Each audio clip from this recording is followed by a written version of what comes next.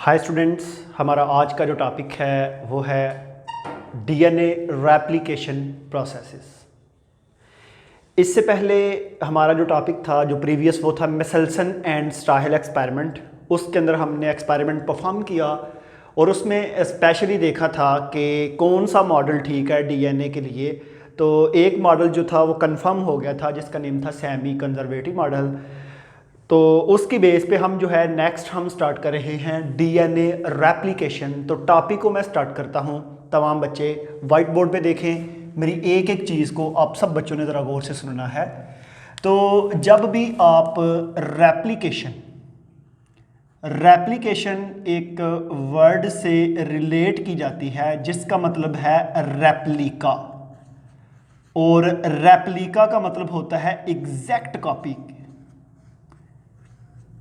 किसी भी चीज़ की जो एग्जैक्ट कॉपी होती है उसको हम बेसिकली कहते हैं रेप्लिका। यहां पे डीएनए की एग्जैक्ट कॉपी बन रही है। तो एक चीज़ मैं आपको बता दूं तमाम को कि ये जो आपके साइलेबस में जो डीएनए रेप्लिकेशन प्रोसेस है ना, ये बेसिकली प्रोकैरियोटिक सेल के बारे में बताया गया है।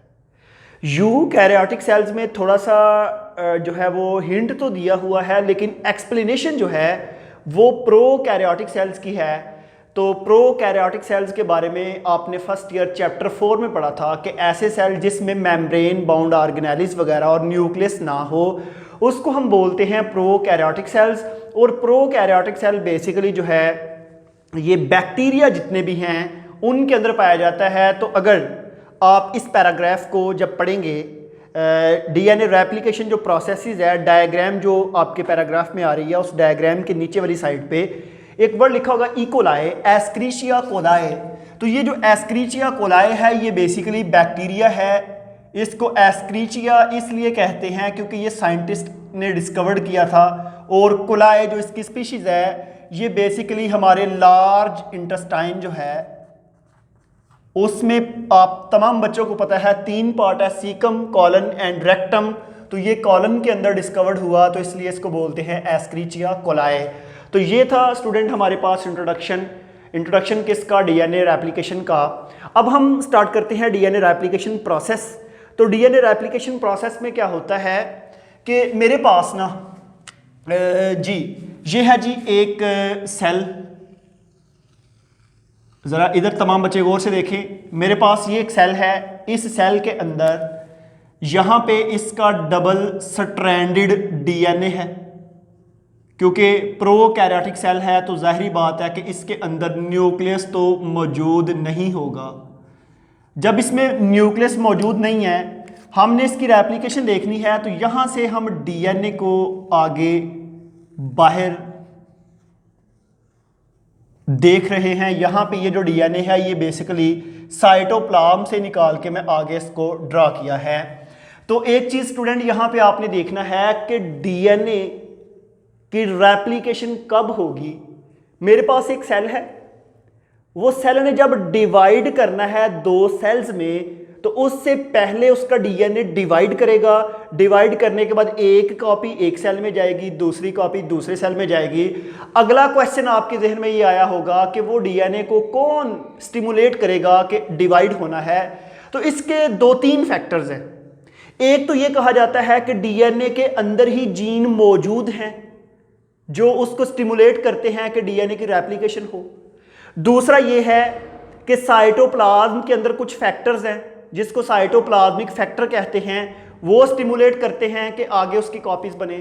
तीसरा ये है कि इन्वायरमेंटल फैक्टर्स हैं कि जैसे जिस तरह देखें, मेरी बात सुने, फॉर एग्जांपल एक बच्चा जब पैदा होता है तो वो इतना सा है जितने के आप हैं, ठीक है।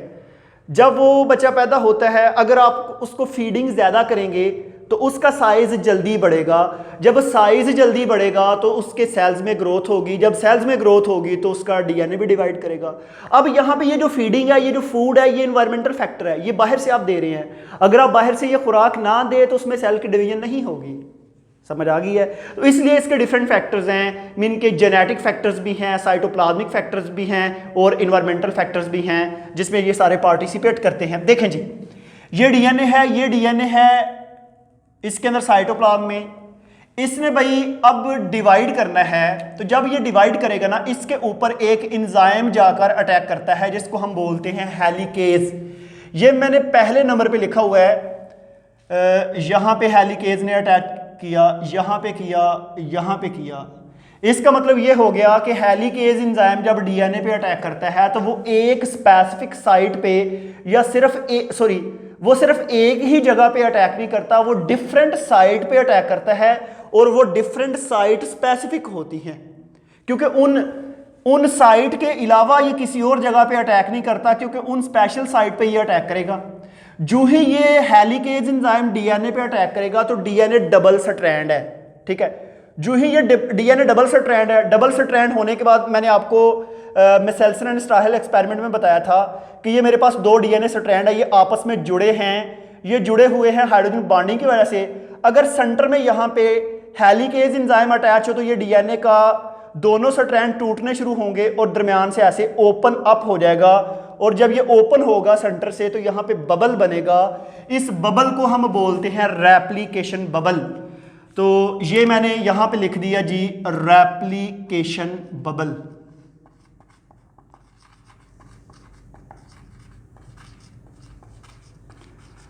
अब 3 हेलिकेज एंजाइम बने हैं तो 3 रेप्लिकेशन बबल बने हैं।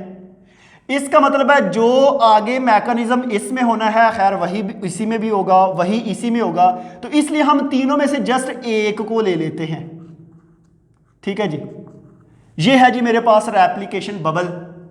अब ये जो रेप्लिकेशन बबल है ना, इसके मैं करता हूं 2 पीस। ये एक मेरे पास ये पीस है और एक ये मेरे पास पीस है, मीन के एक राइट साइड वाला पीस है और दूसरा लेफ्ट साइड वाला है। तो मुझे यह बताएं कि जो आपकी बुक के अंदर जो डायग्राम है वो रेप्लिकेशन बबल की राइट साइड वाली है या लेफ्ट वाली? एमसीक्यूज आपका राइट साइड वाली। एमसीक्यू नंबर 1 क्लियर होना चाहिए आप सबका कि आपके साइलेबस में जो डायग्राम बनी हुई है वो रेप्लिकेशन बबल में राइट साइड वाली है या लेफ्ट वाली। तो वो क्योंकि ये वाली है तो ये राइट साइड वाली डायग्राम है ये जी। अब हम इन दोनों में से एक को आगे ले लिया और उसका नेम है replication site, right side. Student इस टॉपिक में से 1-2 एमसीक्यूज जो बार बार रिपीट होता है वो मैं आपके साथ डिस्कस भी करूंगा, तो उसको भी आपने सुनना है जरूर। अब जब मैं रेप्लिकेशन बबल को देखूं, रेप्लिकेशन बबल से मैंने आगे ले ली एक ये स्ट्रक्चर, इसको हम बोलते हैं रेप्लिकेशन फोक। रेप्लिकेशन फोक, फोक बेसिकली कांटा आपने ट्यूनिंग फोक पढ़ा होगा फिजिक्स में, वो जो फिजिक्स में आपने ट्यूनिंग फोक पढ़ा होगा उसकी कुछ स्ट्रक्चर जो है वो यूं होती है, यूं ऐसे, ठीक है। आपको पता है कि जब आप उसको ऐसे किसी पैड के ऊपर ऐसे मारते हैं, मैट्रिक में अगर आपने ट्यूनिंग फोक का एक्सपेरिमेंट किया हो, मुझे आज भी याद है कि हमने जब वो एक्सपेरिमेंट परफॉर्म किया तो क्या किया कि एक बीकर के अंदर वाटर लिया, बीकर में वाटर फिल करने के बाद ना ट्यूनिंग फोक को लेके ऐसे उसको पैड पे मारने के बाद ना वाटर के पास लेके गए। जब वाटर के पास लेके गए तो वो ट्यूनिंग फोक ऐसे वाइब्रेट कर रहा था, उससे वाटर के ऊपर ऐसे लहरें पैदा हुई वाइब्रेशन की वजह से, ठीक है।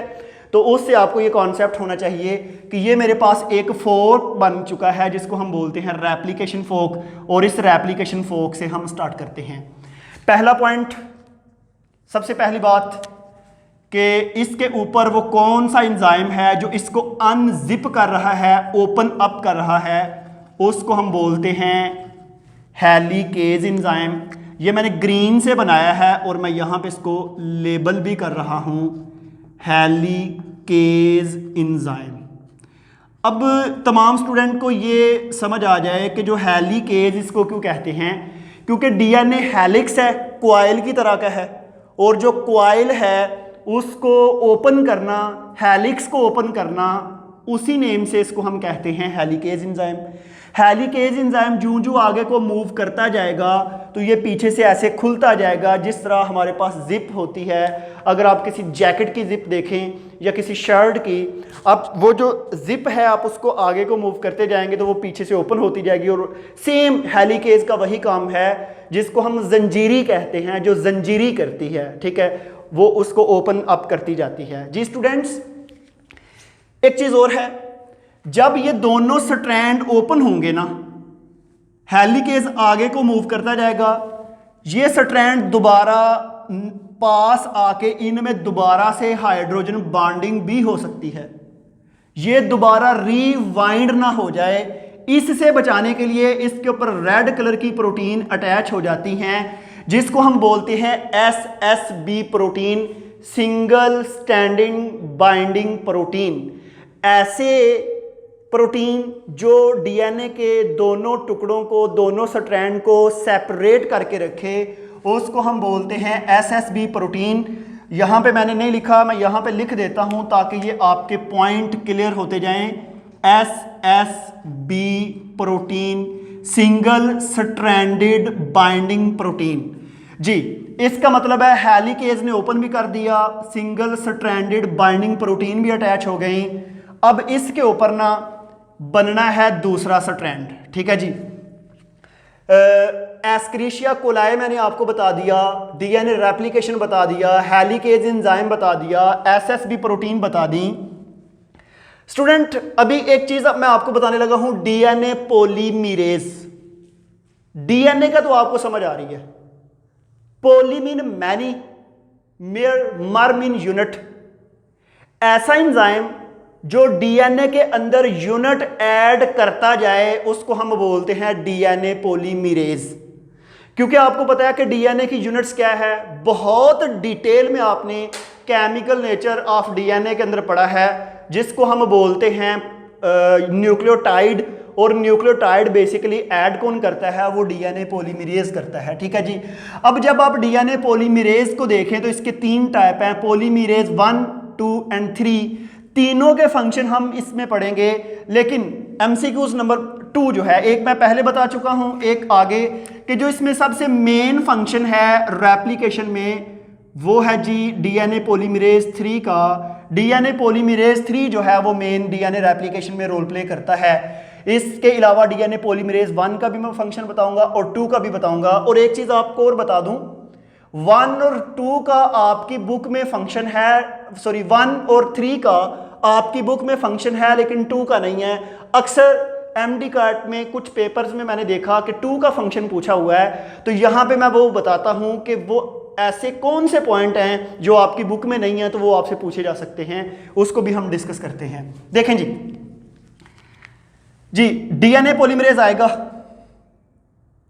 स्टूडेंट, इसके ऊपर डीएनए पॉलीमरेज ने न्यूक्लियोटाइड ऐड करनी है, लेकिन उसको कोई जगह मिलनी चाहिए, पीछे बेस मिलनी चाहिए। उसको पीछे बेस मिलेगी तो वो आगे न्यूक्लियोटाइड ऐड करेगा। मैं सिंपल आपको समझाने के लिए कि अगर मैं आपको कहूं कि भाई आपने एंटी टेस्ट MD कैट या नीट का टेस्ट देना है, तो इसके लिए आपकी 12 ईयर एजुकेशन पहले कंप्लीट होनी चाहिए, फिर आगे आप चल सकते हैं। समझ आ रही है? तो न्यूक्लियोटाइड क्या करेगा, ऐसे डायरेक्ट इसके ऊपर न्यूक्लियोटाइड ऐड नहीं करेगा। एक और एंजाइम है जिसको हम बोलते हैं प्राइमेज। प्राइमेज एंजाइम जो है इसको हम रिलेट करते हैं प्राइमरी से, और प्राइमरी का आपको मतलब पता है कि बेसिक, इनिशियल। ये जो प्राइमेज एंजाइम है ना, ये इतना सा RNA का टुकड़ा बनाएगा। क्या बोला है? RNA का टुकड़ा बनाएगा, और वो जो RNA का टुकड़ा है उसको हम कहते हैं प्राइमर। तो प्राइमर के अंदर 8 to 10 न्यूक्लियोटाइड होती हैं। लें जी, ये आ गया प्राइमर। क्या आ गया है? प्राइमर। किसने बनाया? प्राइमेज ने। किसका बना हुआ है? RNA का। साथ में लिख दूं, MCQ जहन में रखना है कि जो प्राइमर है ये बेसिकली RNA का बना होता है। जी प्राइमर ऐड हो गया है। अब मैं आपसे क्वेश्चन पूछता हूं, ये 3 है तो 3 के सामने कौन सा एंड आता है? 5, और 5 के इस साइड पे क्या है? 3। जिन्होंने ये वीडियो फर्स्ट टाइम देखी है उनको ये कंफ्यूजन हो गया ये 5 और 3 क्या है।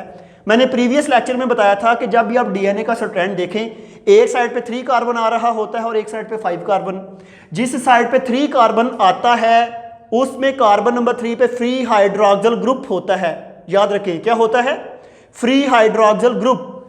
देखें जी, प्राइमर इधर भी अटैच हो गया और प्राइमर इधर भी अटैच हो गया।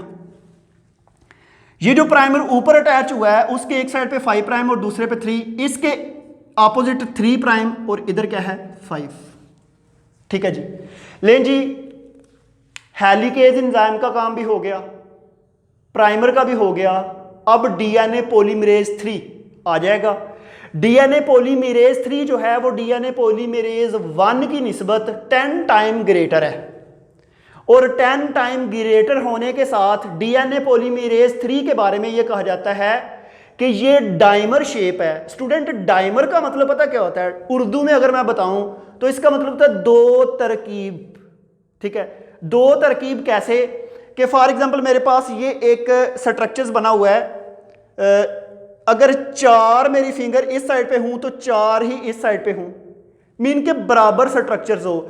जितनी प्रोटीन्स यूनिट्स इस साइड पे हैं उतने ही प्रोटीन यूनिट इस साइड पे हों तो उसको हम कहते हैं डाइमर शेप। आपकी बुक में पहले पेज के लास्ट पे राइट साइड पे ये डायग्राम बनी होगी डीएनए पॉलीमरेज 3 की। उसमें देखें इधर भी अल्फा प्रोटीन है, इधर भी अल्फा, इधर भी बीटा, इधर भी बीटा, इधर भी गैमा, इधर भी गैमा। मीन के जितनी यूनिट्स इधर हैं उतनी ही यूनिट उधर हैं। तो ऐसे स्ट्रक्चर्स को हम डाइमर शेप कहते हैं। तो स्टूडेंट, डाइमर शेप जो है हमारे पास डीएनए पॉलीमरेज आ गया यहां पे। ठीक हो गया जी। जब डीएनए पॉलीमरेज यहां पे आ गया, उसने इसके आगे न्यूक्लियोटाइड ऐड करना स्टार्ट कर दी। आगे को मूव करता जा रहा है और न्यूक्लियोटाइड ऐड करता जा रहा है, क्योंकि आपको पता है कि कार्बन नंबर 3 पे फ्री हाइड्रोक्सिल ग्रुप है, उधर से वाटर को निकालेगा न्यूक्लियोटाइड ऐड, फिर आगे 3 से वाटर को निकालेगा न्यूक्लियोटाइड ऐड। करते करते ये न्यूक्लियोटाइड ऐड करते करते इस स्ट्रैंड को डबल स्ट्रैंड में कन्वर्ट कर देगा। तो यहां पे एक चीज और, इसको हम रेप्लिकेशन ओरिजिन कहते हैं। ये जो पॉइंट है ओरिजिन, रेप्लिकेशन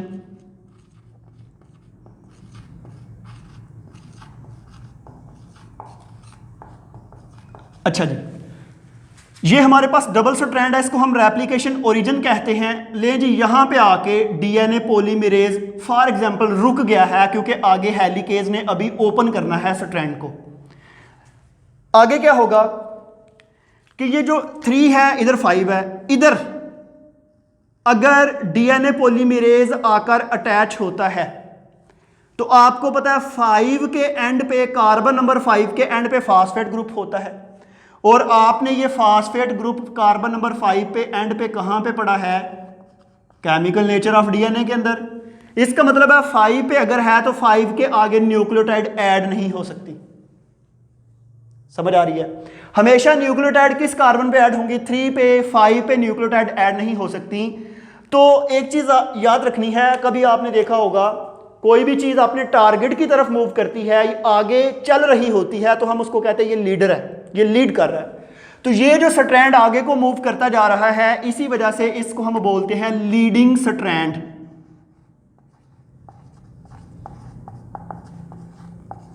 इसको क्या बोलेंगे? Leading strand. तो ये तो हमारा फिर काम यहां पे रुक गया है। अब क्या होगा कि प्राइमर क्या करेगा, बजाय इसके कि इस साइड पे प्राइमर ऐड करने के, ये जो प्राइमेज है ये प्राइमर यहां पे ऐड करेगा। अब इसका ये वाला एंड 3 है और ये है 5। जो डीएनए पॉलीमरेज यहां पे अटैच होगा उसको 3 साइड फ्री हाइड्रोक्सिल ग्रुप मिलेगा, वो यहां पे न्यूक्लियोटाइड ऐड करता जाएगा। जब अगला प्राइमर आएगा तो अगले प्राइमर से पहले ये न्यूक्लियोटाइड ऐड करना छोड़ देगा। अब देखें, यहां से लेके यहां तक एक टुकड़ा बन गया है। इसी तरह ये जो नीचे वाला स्ट्रैंड है ना, अब क्या होगा? हेलिकेज एंजाइम आगे जिप होगा, ये तो स्ट्रैंड आगे मूव कर जाएगा कंप्लीट एंड तक, लेकिन इस स्ट्रैंड में 5 एंड पे न्यूक्लियोटाइड ऐड हो ही नहीं सकते। फिर प्राइमर इसी तरह आगे अटैच होगा और ऐसे रिवर्स जो है हमारे पास रेप्लिकेशन होगी। तो यहां पे एमसीक्यू याद रखना है कि जब भी आप रेप्लिकेशन फोक को देखें, जो लीडिंग स्ट्रैंड है उसमें फॉरवर्ड रेप्लिकेशन हो रही होती है, और उसी के अपोजिट जो हमारे पास, इसको लैगिंग स्ट्रैंड कहते हैं, इसमें रिवर्स रेप्लिकेशन होती है। और लैगिंग का क्या मतलब होता है? लैगिंग का मतलब होता है स्लो। अगर आपने डीएनए वाला टॉपिक पढ़ा था तो पहला फेज था लैग, लॉग, स्टेशनरी, डेथ। तो लैग में आपने देखा था ग्रोथ नहीं होती, वो बड़ी स्लो होती है। तो हमारे पास ये लैगिंग स्ट्रैंड है, इसको भी मैं लेबल कर देता हूं। ये रहा हमारे पास लैगिंग स्ट्रैंड। तो लैगिंग स्ट्रैंड के ऊपर एक फ्रैगमेंट ये, एक ये, इसी तरह मतलब छोटे छोटे फ्रैगमेंट बनते जाएंगे। अब इन फ्रैगमेंट, मैं इधर ही ना जरा एक और फ्रैगमेंट बना देता हूं, ऐसे फ्रैगमेंट बन गए। अब ये जो फ्रैगमेंट है ना, ये फ्रैगमेंट एक साइंटिस्ट ने फर्स्ट टाइम डिस्कवर्ड किए थे, उसका नेम था ओकाजाकी। उसी के नेम पे इन फ्रैगमेंट को हम बोलते हैं ओकाजाकी फ्रैगमेंट। ठीक है जी, ये हो गया ओकाजाकी फ्रैगमेंट। अब ये जो ओकाजाकी फ्रैगमेंट है, इसकी लेंथ डिफरेंट होती है। जो प्रोकैरियोटिक सेल्स में हैं उसमें 1000 to 2000 न्यूक्लियोटाइड पर सेकंड। एक सेकंड में जो प्रोकैरियोटिक सेल्स हैं, जो प्रोकैरियोटिक सेल्स हैं उसमें इसकी लेंथ ये है, और जो यूकैरियोटिक सेल्स हैं, ये जो ओकाजाकी फ्रैगमेंट हैं, जब यूकैरियोटिक सेल्स की बात करते हैं तो उसमें 100 to 200 न्यूक्लियोटाइड जो है एक सेकंड में ऐड होते हैं या पर सेकंड। ठीक है, ओकाजाकी फ्रैगमेंट की ये लेंथ है। ठीक है, अब ये जो न्यूक्लियोटाइड है ना, इसमें ऐड होते गए, ये आगे चलता गया, इसी तरह ये आगे को ओपन होता गया। ऊपर से ये लीडिंग स्ट्रैंड आ रहा है, नीचे से ये लैगिंग स्ट्रैंड बन रहा है। तो मुझे एक चीज बताएं, आपके पास दो स्ट्रैंड हैं, एक है लीडिंग स्ट्रैंड और एक है लैगिंग स्ट्रैंड। जो लीडिंग स्ट्रैंड है उसके ऊपर ओकाजाकी फ्रैगमेंट बनते हैं या लैगिंग के ऊपर? किस पे? लैगिंग पे। अब जो लीडिंग स्ट्रैंड है उस पे तो रेप्लिकेशन हुई है कंटिन्यूअस मैनर्स में। जो लीडिंग स्ट्रैंड है इसमें रेप्लिकेशन हुई है डिसकंटिन्यूअस फैशंस में, मीन के छोटे छोटे फ्रैगमेंट बन गए। अब इन फ्रैगमेंट को आपस में जोड़ना है, समझ आ रही है? इन फ्रैगमेंट को जोड़ना है तो वो काम करेगा डीएनए लाइगेज। एक एंजाइम है जिसका नेम है डीएनए लाइगेज, लिखा नहीं हुआ, आप बुक में वैसे पढ़ेंगे डीएनए लाइगेज का। तो डीएनए लाइगेज जो है वो इसको दोनों फ्रैगमेंट को आपस में जोड़ देगा। तो स्टूडेंट आप तमाम को ये पता है कि लाइगेज का मतलब वैसे भी होता है किसी चीज़ को अटैच करना, गम के ज़िमरे में हम इसको लेते हैं। क्या होगा कि ये जो दरमियान में, क्योंकि इधर आगे छोटा सा ये फ्रैगमेंट था, प्राइमर था, पीछे से लीडिंग हुई, पीछे से जो है न्यूक्लियोटाइड ऐड हुए, डीएनए पॉलीमरेज ने अगला प्राइमर आने से यहाँ पे छोड़ दिया अपना फ्रैगमेंट। अब डीएनए लाइगेज आएगा, ये आगे इसको कंप्लीट कर देगा। लें जी, जिस तरह हमारे पास लीडिंग स्ट्रैंड था ना, उसी तरह हमारे पास लैगिंग स्ट्रैंड था। समझ आ रही है? लेकिन एक चीज है, एक क्वेश्चन मेरा आपसे है कि प्राइमर एक से ज्यादा लीडिंग स्ट्रैंड में यूज होते हैं या लैगिंग में? लैगिंग में, क्योंकि लीडिंग में तो जस्ट एक ही होता है, एक ही होगा और वो आगे मूव करवा के आगे निकल जाएगा। लैगिंग में जगह जगह पे होते हैं और रिवर्स जो है उसको करवाते जाते हैं। अगला क्वेश्चन मेरा, एक हमारे पास जो रेप्लिकेशन फोक है उसमें कितने लीडिंग स्ट्रैंड है? एक। कितने लैगिंग है? एक। और एक जो रेप्लिकेशन बबल है, एमसीक्यू टेस्ट में याद रखना है, एक रेप्लिकेशन बबल जो है इसमें कितने लीडिंग स्ट्रैंड है? दो। एक ये लीडिंग स्ट्रैंड और दूसरा ये लीडिंग स्ट्रैंड, क्योंकि इसके अपोजिट ये लीडिंग स्ट्रैंड नहीं होगा, ये लैगिंग स्ट्रैंड होगा, और इसी तरह ये लैगिंग है तो इसके सामने ये लीडिंग है।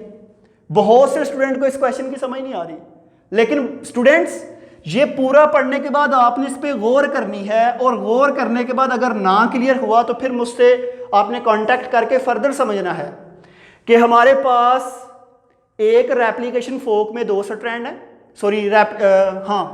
रेप्लिकेशन फोक में 2 स्ट्रैंड है, लीडिंग एंड लैगिंग, और एक रेप्लिकेशन बबल में 4 स्ट्रैंड है, 2 लीडिंग 2 लैगिंग।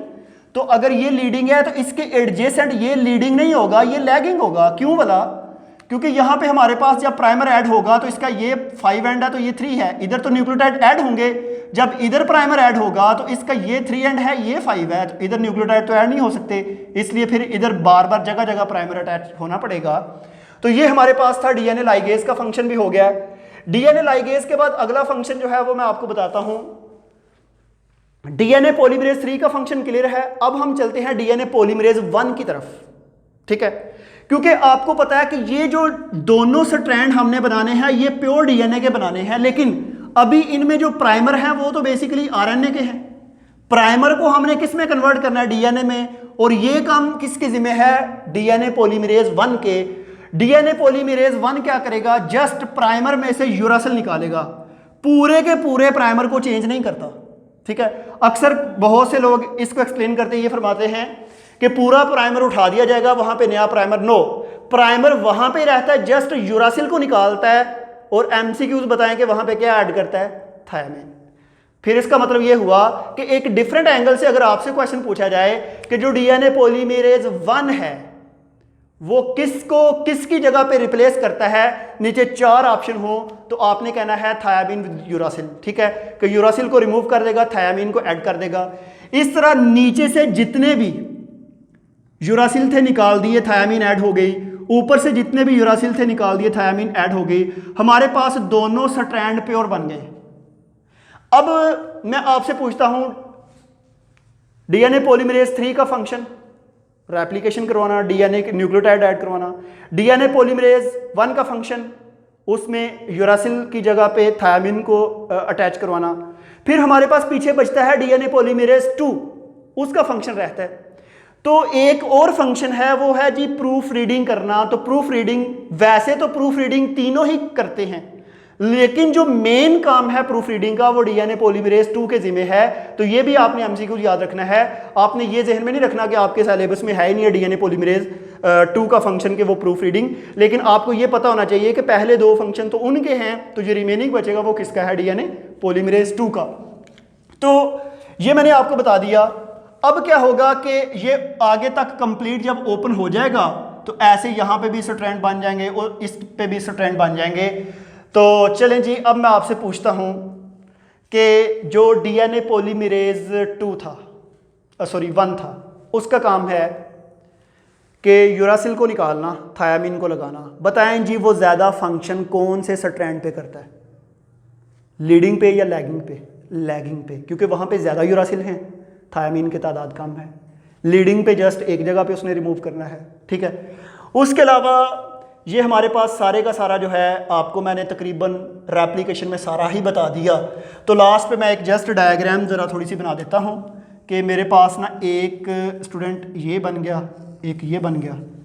अब इसके ऊपर भी एक नया डॉटर स्ट्रैंड बन चुका है और इस पे भी न्यू डॉटर स्ट्रैंड बन चुका है, ठीक है जी। मेरे पास 2 डीएनए की कॉपीज बन गई है। अब एक कॉपी आगे पेरेंट्स में ट्रांसफर हो जाएगी, एक जो है वो उसी सेल के अंदर रहेगी। यहाँ पे एक चीज़ और याद रखनी है, ये जो मेरे पास जो मेन स्ट्रैंड था ना, इसको हम डिफरेंट नेम से कॉल करते हैं। इसको हम पेरेंटल स्ट्रैंड भी कहते हैं, टेम्पलेट स्ट्रैंड भी कहते हैं, पेरेंटल भी कहते हैं, टेम्पलेट भी कहते हैं, इसको ओरिजिनल स्ट्रैंड भी कहते हैं। ओरिजिनल के साथ इसको जो है मोल्ड स्ट्रैंड भी कहते हैं। मोल्ड का मतलब होता है सांचा, क्योंकि ये जो स्ट्रैंड है ये सांचे के तौर पे काम कर रहा है और अपने ऊपर एक नया स्ट्रैंड बना रहा है। ये जो ऊपर नया स्ट्रैंड बन रहा है इसको हम डॉटर स्ट्रैंड कहते हैं, न्यूली सिंथेसाइज्ड स्ट्रैंड कहते हैं। तो अगर आपके पेपर में एमसीक्यूज आए कि जो रेप्लिकेशन है always proceed 5 to 3 direction on daughter strand, अगर आए ना कि replication always proceed 3 to 5 on parental strand, देखें जी अगर ये 5 to 3 है तो ये डॉटर की लोकेशंस है। अगर इसके अपोजिट देखें तो ये 3 है और इधर 5 है, तो आपने कहना कि जो पेरेंट के ऊपर जो सीक्वेंस जा रहा है वो 3 to 5 चलता है, जो सिंथेसाइज्ड हो रही है जो हमारे पास रेप्लिकेशन हो रही है डाटर स्ट्रैंड पे वो 5 to 3 होगी। तो ये जो है न्यूक्लियोटाइड की तादाद वगैरह पे डिपेंड करता है, और डीएनए पॉलीमरेज 3 जो है उसकी स्पीड डिपेंड करती है। कहा यह जाता है कि 1 सेकंड में वो 1000 न्यूक्लियोटाइड ऐड करता है। फॉर एग्जांपल ये 1 सेकंड हुआ 1000 न्यूक्लियोटाइड ऐड, 1 सेकंड हुआ 1000 न्यूक्लियोटाइड ऐड, तो इस तरह एट द लास्ट हमारे पास ये 2 जो है वो बन जाते हैं। तो मेरे ख्याल में कोई ऐसा पॉइंट नहीं है जिसको मैंने आपके साथ डिस्कस नहीं किया या नहीं बताया, लेकिन फिर भी अगर आपको किसी जगह से प्रॉब्लम हो तो वो मेरे साथ डिस्कस करना है। अब यहाँ पे ना एक स्टूडेंट का अक्सर प्रॉब्लम जो है वो ये है कि बहुत से स्टूडेंट कहते हैं सर कि हमने चैनल को सब्सक्राइब ही किया हुआ है लेकिन हमें नहीं पता चलता कि वीडियो जो है वो आई है या नहीं, या अपलोड हुई है। तो सब्सक्रिप्शन के साथ ना एक बेल आइकन है, आपने उसको प्रेस करना है ताकि जो ही मैं वीडियो अपलोड करूं साथ ही आपको नोटिफिकेशन चला जाए कि वीडियो अपलोड होगी, आप उसी वक्त उसको देखें। उसमें से जो भी प्रॉब्लम हो वो मेरे साथ शेयर करें। तो जो टॉपिक पीछे मैं साथ साथ बना रहा हूं अगर कोई रह जाता है तो उसको मैं साथ साथ अपलोड कर दूंगा, क्योंकि कुछ तरतीब आगे पीछे हो जाती है, कुछ सुबह किया कुछ दोपहर को रिकॉर्डिंग की। जो बड़ी वीडियोस होती हैं उनको टाइम लगता है ज़रा उनकी सेटिंग करने में उसमें सारा। तो फिर आज के लिए जो है थैंक यू, इंशाल्लाह मिलेंगे नेक्स्ट वीडियो में।